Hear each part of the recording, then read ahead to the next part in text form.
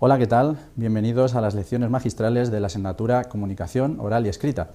Mi nombre es Jesús Díaz del Campo Lozano, soy el profesor encargado de impartir esta asignatura, en la cual, sobre todo, buscamos dos objetivos básicos: que al final de ella todos los alumnos habléis y escribáis correctamente, con propiedad, en cualquier tipo de texto o con cualquier situación comunicativa. Y una segunda meta más específica del grado en el que estamos, del derecho, aplicarlo a ese ámbito y sacarle todo el rendimiento posible.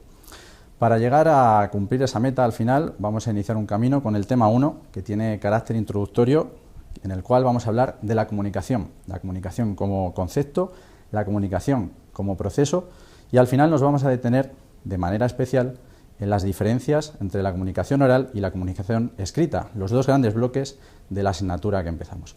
Vamos con ello. La comunicación, ¿por qué es tan importante este concepto para el hombre? Bueno, pues todo esto se desprende de que el ser humano tiene una naturaleza social, es decir, para poder cubrir parte de sus necesidades necesita comunicarse, entrar en contacto con el ámbito que le rodea, con los seres que están a su alrededor.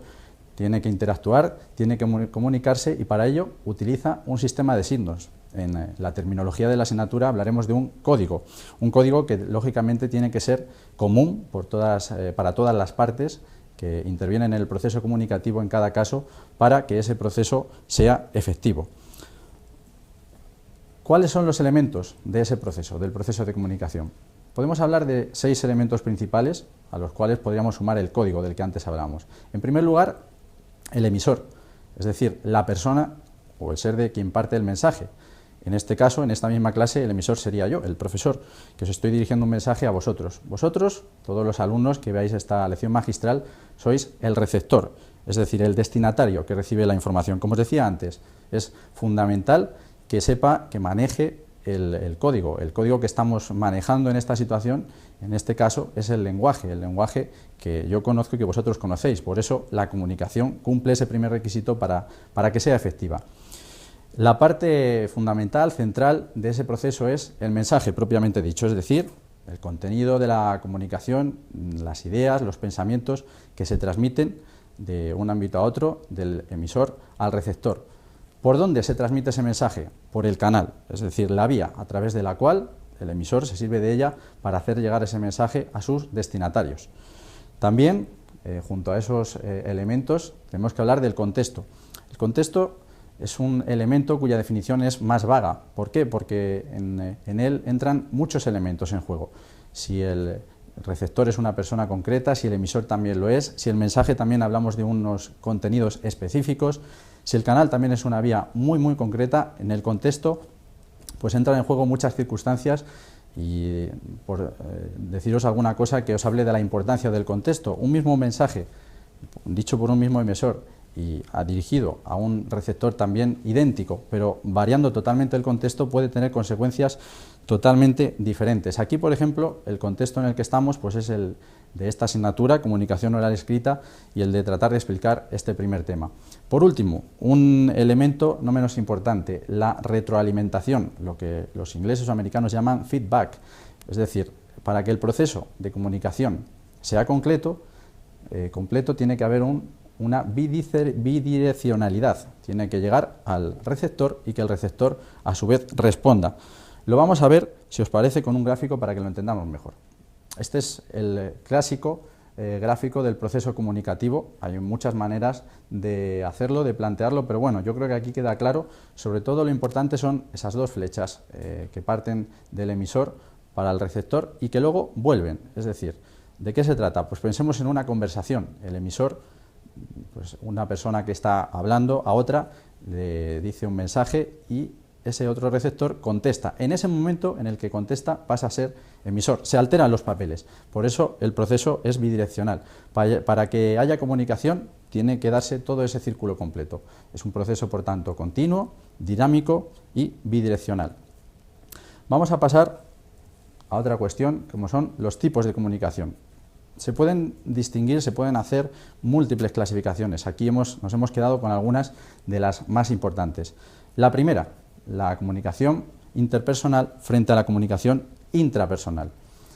Si os fijáis en la asignatura, la que vamos a estudiar esencialmente es la primera, la comunicación interpersonal, que es cuando el mensaje se dirige a otra persona diferente. ¿Qué tipo de comunicación es la intrapersonal? Pues bueno, cuando uno está hablando consigo mismo, lo que se llama, que está muy extendido, por ejemplo, en la literatura, el monólogo interior o una reflexión personal. Es también un tipo de comunicación en la cual el emisor y el receptor es el mismo. Nosotros, no obstante, como os digo, nos vamos a centrar en la primera, la comunicación interpersonal, en la cual hay un elemento que es muy importante, y no menos en el ámbito del derecho en el que estamos, que es la persuasión. Normalmente, cuando un emisor lanza un mensaje a un receptor, su objetivo último es convencerle de algo, o llevarle a que haga algo, o en fin, conseguir alguna meta u objetivo concreto. Para ello, pues trata de adoptar las estrategias comunicativas más adecuadas para cada caso. Eso será algo que veremos más adelante en otros temas, pero en todo caso, según ese objetivo final, la comunicación será, y con ello seguimos explicando esta diapositiva, informal o formal, según pues que la comunicación sea más espontánea o que por el contrario sea más elaborada y que esté sujeta a modelos o patrones más concretos. También se habla de comunicación interna o externa. El ejemplo en el que mejor vais a entender esto es una empresa. Pensemos en una empresa, un empleado tiene que hacer constar algo que ha sucedido a su jefe. Bueno, eso es comunicación interna, porque no sale de su ámbito.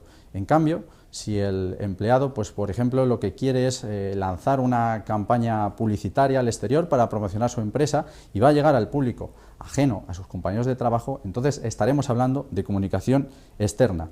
En el mismo ejemplo que planteaba antes, cuando el empleado habla con su jefe, eso es, y nos vamos a la siguiente línea, la comunicación vertical, es decir, el emisor y el receptor están en un rango jerárquico diferente, no están al mismo nivel. En cambio, si dos empleados del mismo departamento que están trabajando en el mismo proyecto dialogan, comparten ideas, eso sería comunicación horizontal. Por último, según el código utilizado, se distingue la comunicación lingüística y la extralingüística. Podéis pensar, bueno, ¿cómo es la comunicación extralingüística? Pues aunque en raras veces también se da y también existen ejemplos. Por ejemplo, las señales de humo. Pero bueno, no obstante, en la asignatura sobre todo estudiaremos la primera, la comunicación lingüística. De hecho, la comunicación oral y la comunicación escrita, que conforman estos dos grandes bloques, tienen en común que el código es el mismo, es el lenguaje, por tanto hablamos de comunicación lingüística. No obstante, existen diferencias entre una y otra que vamos a empezar a ver, de manera que a partir del siguiente tema empecemos a desarrollar en primer lugar la comunicación escrita y después la oral. Por ejemplo, la espontaneidad frente a la elaboración de la comunicación oral es una de las diferencias. La comunicación oral, cuando estamos hablando sobre la marcha, pues somos mucho más espontáneos que en el caso de la comunicación escrita. Por otro lado, la comunicación oral también suele ser una comunicación inmediata en el tiempo y en el espacio y efímera, sucede en ese momento, a diferencia de lo que sucede con la comunicación escrita. Pensemos en un libro que hemos escrito. Eso queda escrito para siempre, por eso la comunicación puede ser diferida y tampoco es inmediata, sino que además es duradera en el tiempo. ¿Qué pasa con los elementos no verbales?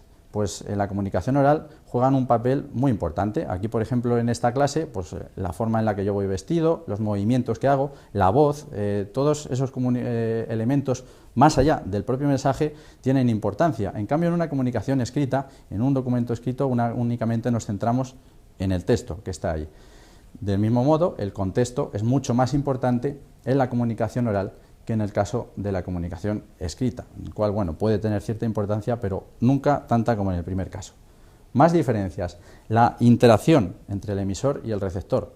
Como podéis imaginar fácilmente, cuando hay una conversación entre dos personas, hay mucha mayor interacción que lo que ocurre, sin embargo, de diferencia pues, entre un escritor de un libro y uno de sus lectores. Esa interacción pues, prácticamente es nula. Hablábamos antes de la comunicación formal y la informal. Pues bueno, la comunicación oral es más espontánea, decíamos antes, y menos formal. Cuando uno escribe suele tener en cuenta pues muchos más aspectos, la ortografía, la gramática, la sintaxis.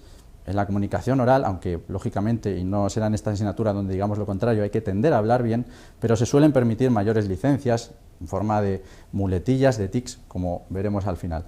Por eso mismo, la comunicación oral es más redundante. También la sintaxis suele variar, mientras que, por ejemplo, en la comunicación escrita la sintaxis pues, suele seguir a menos que nos estemos hablando de géneros literarios concretos, con figuras retóricas, etcétera, pues suele seguir el esquema sujeto-verbo-complemento. En la comunicación oral hablamos más según nos va surgiendo. Y por eso mismo esos tics y muletillas se permiten de una mayor manera, o se permiten un poquito más que lo que suele suceder en la comunicación escrita. En fin, para terminar esta primera lección magistral, una breve reflexión. Y es que estas características que estamos viendo para la comunicación escrita cambian un poquito con la aparición de las nuevas tecnologías. Si uno está hablando, pero en realidad escribe a través de un chat, pensemos, pues esa comunicación entre el emisor y el receptor sí que es también inmediata. Pero bueno, ciñéndonos a lo que son los modelos clásicos entre la comunicación oral y la escrita, estas diferencias son válidas. Pues hasta aquí la explicación de este primer tema, la comunicación. Espero que os haya sido de utilidad. Muchas gracias.